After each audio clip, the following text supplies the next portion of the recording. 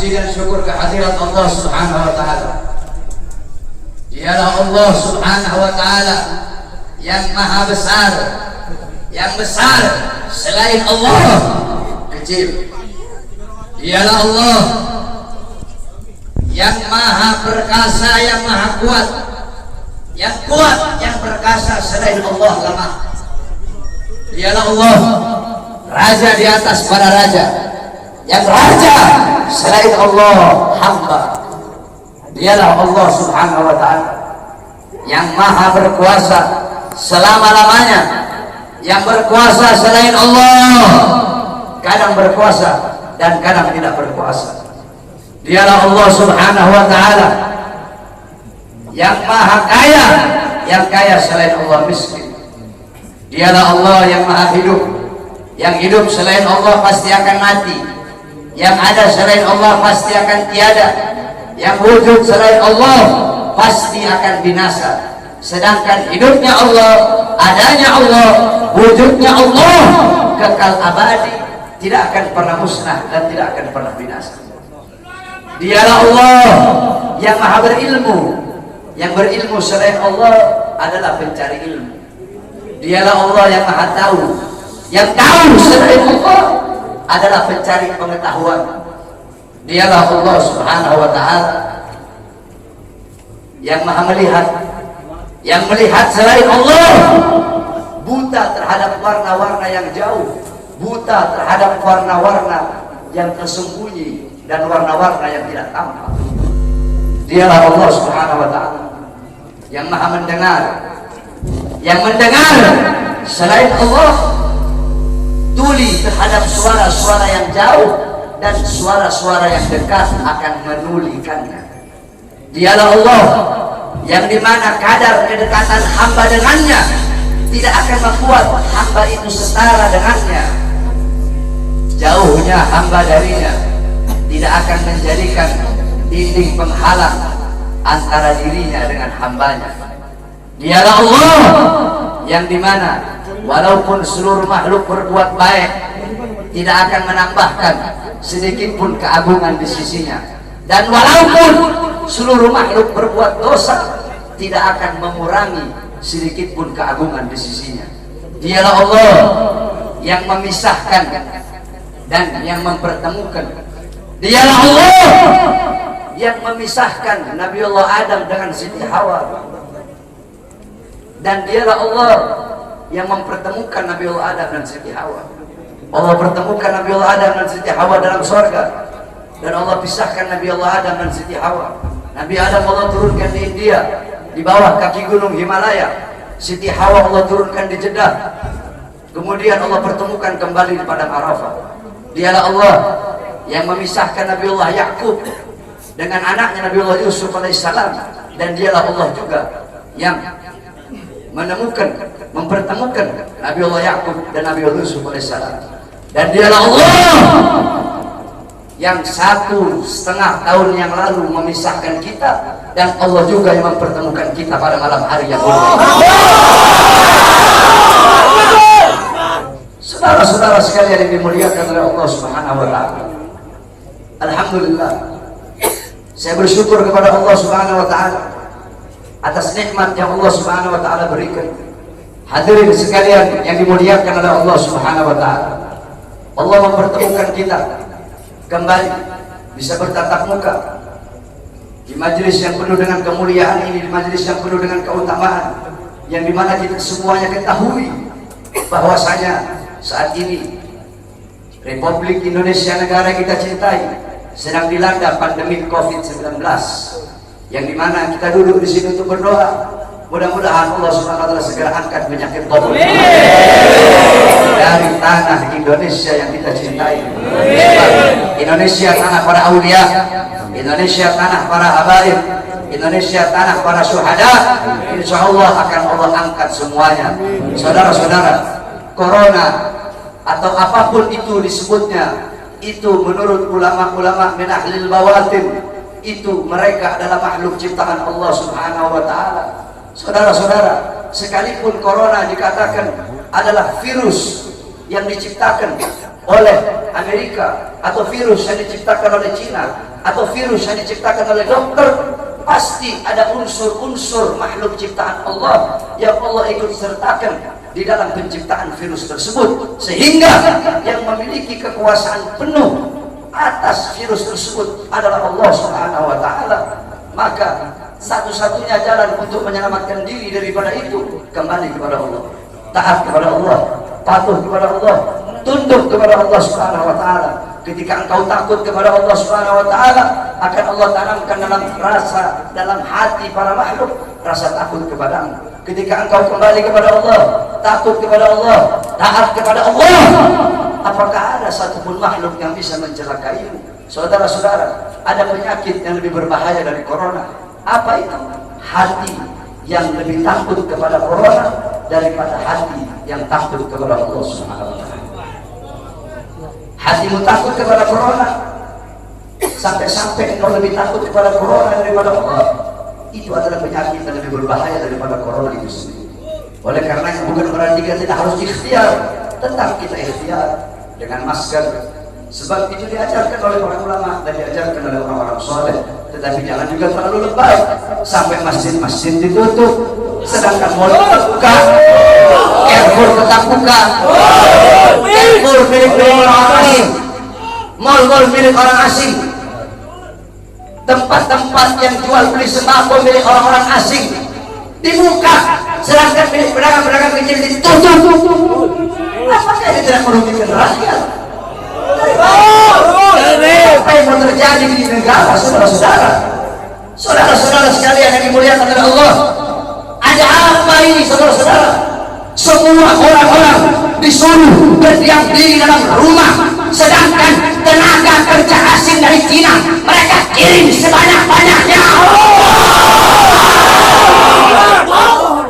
Kalian mau bikin susah rakyat, kalian mau bikin rakyat kalian pasti kelaparan, kalian yang menyusahkan rakyat, kalian yang menderitakan rakyat, kalian yang bikin rakyat kalian susah. Sudah sering saya katakan, saudara-saudara, para pahlawan-pahlawan, beliau-beliau mengorbankan jiwa, nyawa, darah, harta, keringat demi NKRI, demi kemerdekaan. Itu pahlawan. Pejabat-pejabat sekarang, pemerintah-pemerintah sekarang, mereka bukan berkorban demi rakyat, mereka bukan berjuang demi rakyat, tapi rakyat yang mereka korbankan, negara yang mereka korbankan, orang susah yang mereka korbankan demi kepentingan perut, partai, dan politiknya. Oleh karena itu saya tanya, lawan apa biarkan? Lawan apa biarkan? Lawan apa biarkan? Saudara-saudara, saya baru tadi sore keluar dari penjara. Baru tadi sore saya keluar dari penjara.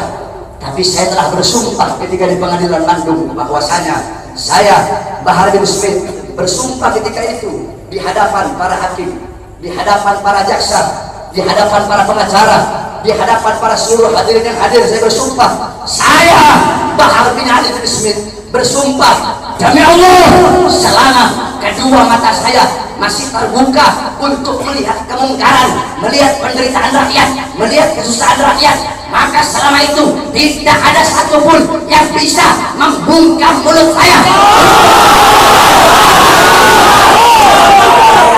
Oleh karenanya, apa yang saya sampaikan pada malam hari ini, saya tidak takut besok pagi saya ditangkap polisi, di penjara lagi, nggak ada masalah. Sore ini saya keluar, besok pagi saya ditangkap lagi demi berjuang untuk rakyat, berjuang untuk Indonesia, berjuang untuk rakyat susah yang sengsara, di lockdown, dimatikan di dalam rumahnya sendiri. Saya rela, saya ikhlas besok di penjara lagi. Oleh karenanya hadirin sekalian yang dimuliakan oleh Allah Subhanahu wa taala, terus berjuang. Saya tidak akan pernah kapok. Kami para habaib kan saya tidak. Saya tidak akan pernah kapok dalam menyampaikan kebenaran. Jangankan cuma di penjara, walaupun harus dibunuh sekalian. Andaikan dibunuh, mayat saya tiba di sini, anak istri saya akan tersenyum menyambut mayat saya, saudara-saudara. Kenapa? Saya bukan penjahat, saya bukan koruptor, saya bukan narkoba, saya bukan maling, tapi saya membela agama Allah. Saya bela ajaran datuk saya Rasulullah. Saya membela kehormatan para habaib, para anak cucu Rasulullah Sallallahu Alaihi Wasallam. Sehingga pada tadi sore, alhamdulillah, berkat doa semua umat Islam, doa para ulama, para habaib, saya bebas. Dan malam hari ini saya berbicara di hadapan engkau semua umat Islam. Dan jikalau apa yang saya bicarakan ini menjadi masalah, menjadi perkara, saya ridho, saya ikhlas. Besok di penjara lagi tidak jadi masalah buat saya. Oleh karena itu, tetap kita harus ikhtiar, berusaha dengan memakai masker, dengan wudhu. Sebab itu diajarkan oleh Rasulullah SAW. Tidak bisa itu cuma tawakal, hidup mati di tangan Allah. Tidak ada ikhtiarnya, keledai bodoh itu. Dulu ada sahabat Nabi Muhammad itu punya onta, dibiarkan begitu saja. Kata Nabi, kenapa kau biarkan? Saya tawakal sama Allah. Kata Rasulullah, salah, ikat kau punya onta. Itu ikhtiar, usaha agar ontamu tidak hilang. Kalau sudah ikhtiar, baru kamu doa, ya Allah, jangan saya punya onta tidak hilang. Ikhtiar udah, harus banyak kau tawakal. Ikhtiar udah, doa udah, baru tawakal. Mau hilang kayak mau enggak kayak urusan Allah. Ikhtiar, pakai masker. Ikhtiar wudu, jaga kebersihan, itu ikhtiar usaha kita. Berdoa, ya Allah, jangan sampai saya kena corona. Kalau habaib sih, kita orang sih habaib sih, ada masalah sama corona sih. Jadi kalau sama Habib ini jangan bilang beb awas ada corona, salah. Bilangin sama coronanya, corona awas.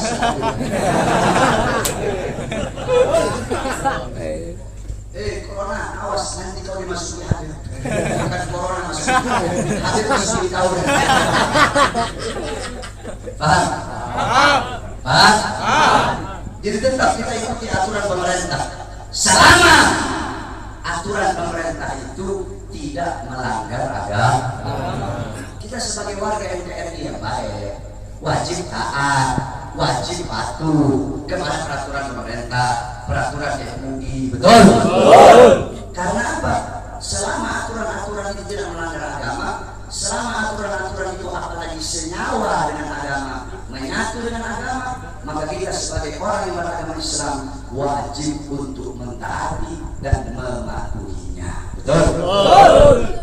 Tapi kalau pemerintahnya zalim sama rakyat, pemerintahnya kurang ajar sama rakyat, menyengsarakan rakyat, maka wajib untuk kita lawan, saudara-saudara. Betul? Saya tanya semuanya, jawab yang keras.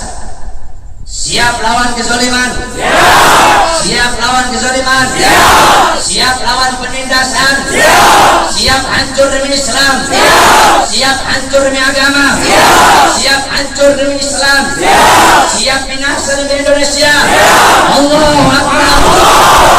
Allahu Akbar. Allahu Akbar. Allahu Akbar. Sampaikan kepada mereka bahwasanya saya Bahar bin Smith mengucapkan ini, saya tidak takut sekalipun besok saya harus dijemput atau dipenjara lagi, saudara-saudara. Kenapa? Karena saya memperjuangkan rakyat yang susah, rakyat yang kelaparan, rakyat yang menderita, tersembunyi, tersingkirkan, dikurung dalam rumah, dibikin mati pelan-pelan. Seorang orang kecil mau kesini mau buka ini susah, sedangkan itu mal-mal penuh, masjid ditutup, masjid ditutup, tempat ibadah ditutup, sedangkan itu mal-mal penuh. Carrefour ada masih buka, Carrefour buka, Import buka, Carrefour buka. Apa? Karena punya asing? Kenapa dibuka? Karena ada punya asing di situ. Kenapa tenaga kerja kok dikirim dari luar yang banyak, sedangkan masih banyak pengangguran di Indonesia? Betul?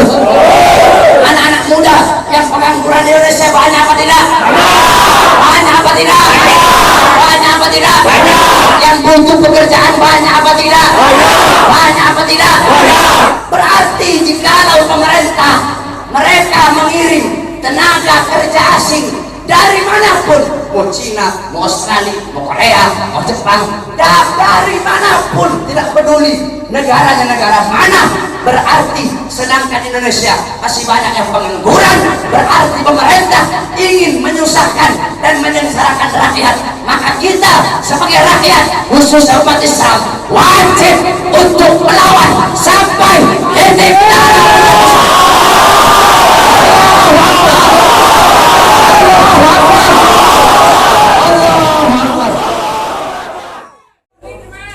Oleh karenanya hadirin sekalian yang dimuliakan oleh Allah Subhanahu wa taala, terus berjuang. Saya tidak akan pernah kapok. Kami di para habaib kan saya bilang, saya tidak akan pernah kapok dalam menyampaikan kebenaran. Jangankan cuma di penjara, walaupun harus dibunuh sekalian. Andaikan dibunuh, mayat saya tiba di sini, anak istri saya akan tersenyum menyambut mayat saya, saudara-saudara. Kenapa? Saya bukan penjahat, saya bukan koruptor, saya bukan narkoba, saya bukan maling, tapi saya membela agama Allah. Saya bela ajaran datuk saya Rasulullah. Saya membela kehormatan para habaib, para anak cucu Rasulullah Sallallahu Alaihi Wasallam. Sehingga pada tadi sore, alhamdulillah, berkat doa semua umat Islam, doa para ulama, para habaib, saya bebas. Dan malam hari ini saya berbicara di hadapan engkau semua umat Islam. Dan jikalau apa yang saya bicarakan ini menjadi masalah, menjadi perkara, saya ridho, saya ikhlas. Besok di penjara lagi tidak jadi masalah buat saya.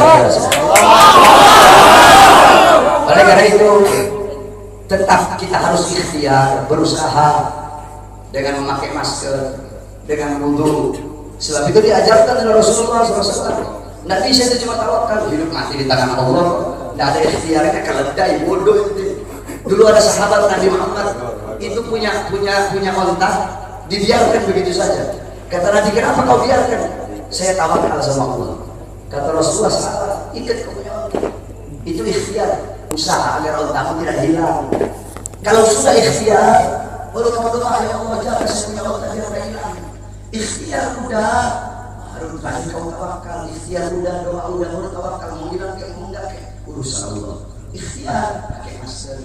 Ikhtiar wudu, jaga kebersihan, itu ikhtiar usaha kita. Berdoa, ya Allah jangan sampai saya kena corona. Kalau habaib sih, kita orang sih habaib sih ada masalah sama corona sih.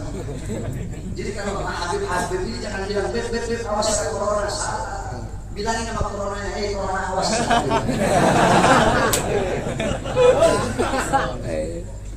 Corona awas, nanti kau dimasuki Habib. Bukan corona masuk Habib masuk di tahun. Paham? Jadi tetap kita ikuti aturan pemerintah. Selama aturan pemerintah itu tidak melanggar agama. Kita sebagai warga NKRI yang baik, wajib taat, wajib patuh kepada peraturan pemerintah, peraturan MUI. Betul? Karena apa? Selama aturan-aturan itu tidak melanggar agama, selama aturan-aturan itu apalagi senyawa dengan agama, menyatu dengan agama, maka kita sebagai orang yang beragama Islam wajib untuk mentaati dan mematuhinya. Betul? Tapi kalau pemerintahnya zalim sama rakyat, pemerintahnya kurang ajar sama rakyat, menyengsarakan rakyat, maka wajib untuk kita lawan, saudara-saudara. Betul? Saya tanya semuanya, jawab yang keras. Siap lawan kezaliman? Siap lawan kezaliman? Siap lawan penindasan? Siap hancur demi Islam? Siap hancur demi agama? Siap hancur demi Islam? Siap binasa demi Indonesia? Allahu Akbar! Allahu Akbar! Allahu Akbar! Allahu Akbar! Sampaikan kepada mereka bahwasanya saya Bahar bin Smith mengucapkan ini. Saya tidak takut sekalipun besok saya harus dijemput atau dipenjara lagi, saudara-saudara. Kenapa? Karena saya memperjuangkan rakyat yang susah, rakyat yang kelaparan, rakyat yang menderita, tersembunyi, tersingkirkan, dikurung dalam rumah, dibikin mati pelan-pelan. Seorang orang kecil mau kesini mau buka ini susah, sedangkan itu mal-mal penuh, masjid ditutup, masjid ditutup, tempat ibadah ditutup, sedangkan itu mal-mal penuh.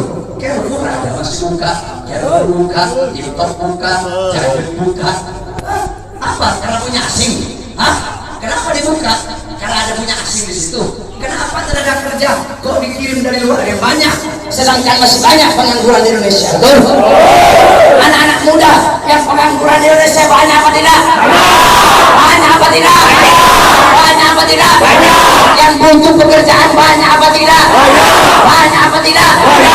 Berarti jikalau pemerintah mereka mengirim tenaga kerja asing dari manapun, mau Cina, mau Australia, mau Korea, mau Jepang, dari manapun, tidak peduli negaranya negara mana, berarti sedangkan Indonesia masih banyak yang pengangguran, berarti pemerintah ingin menyusahkan dan menyengsarakan rakyat. Maka kita sebagai rakyat, khususnya umat Islam, wajib untuk melawan sampai titik darah.